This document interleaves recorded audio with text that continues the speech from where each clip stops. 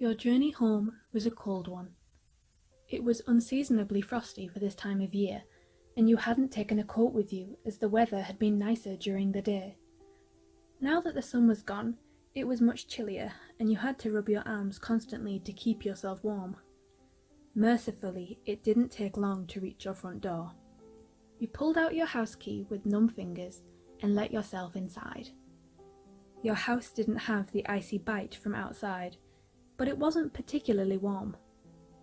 You continued to rub your arms as you wiggled free of your shoes, leaving them haphazardly by the front door, before shivering your way to your bedroom in the dark. The light was already on.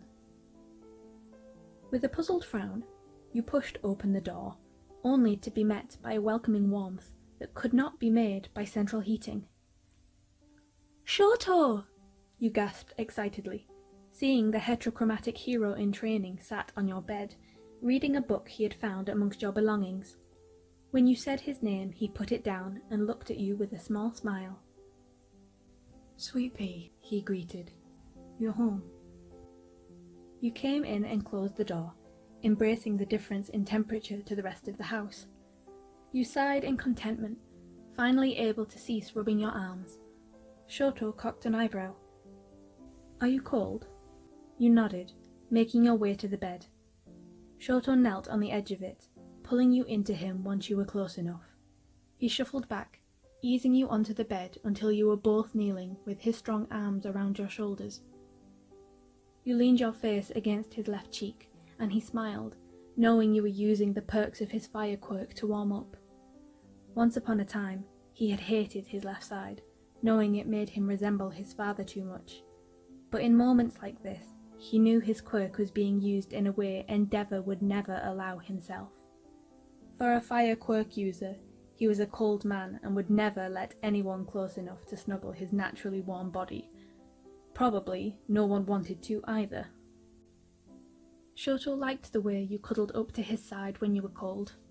It made him feel whole, knowing someone could accept both sides of him and love him for it. It set him apart from his father, and made him feel more than just a tool to surpass All Might. "Better?"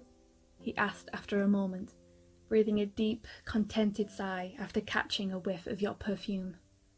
You nodded, inadvertently rubbing cheeks with Shoto like a loving puppy. He gave a low hum of approval before squeezing you in a hug, then he let you go. 4 minutes, he said, beginning a countdown.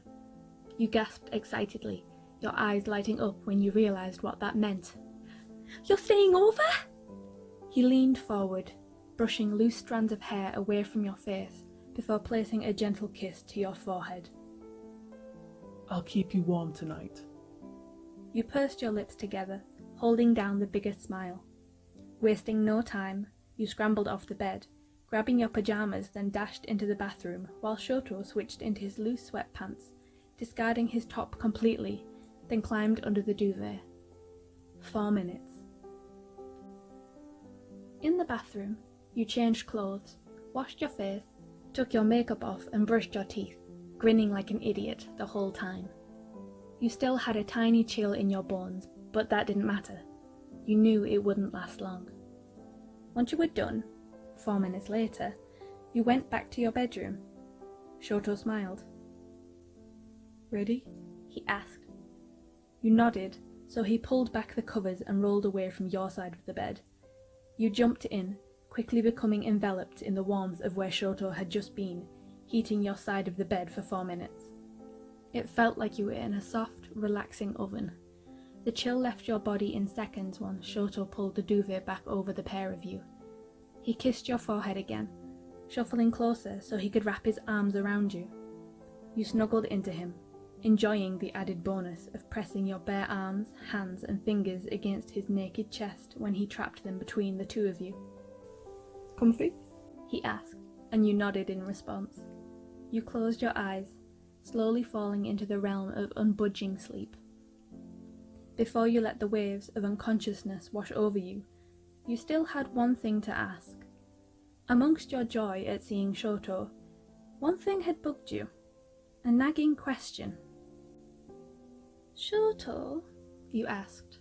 He hummed, waiting for the question.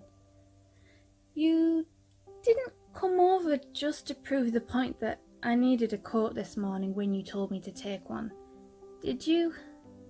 He didn't respond, closing his eyes. You pursed your lips together, the tiniest hint of a frown on your eyebrows. Shoto sensed your impending grumpiness, but he couldn't help himself. With the smallest smile on his lips, he had the audacity to pretend to be half asleep, breathing the words, I told you so.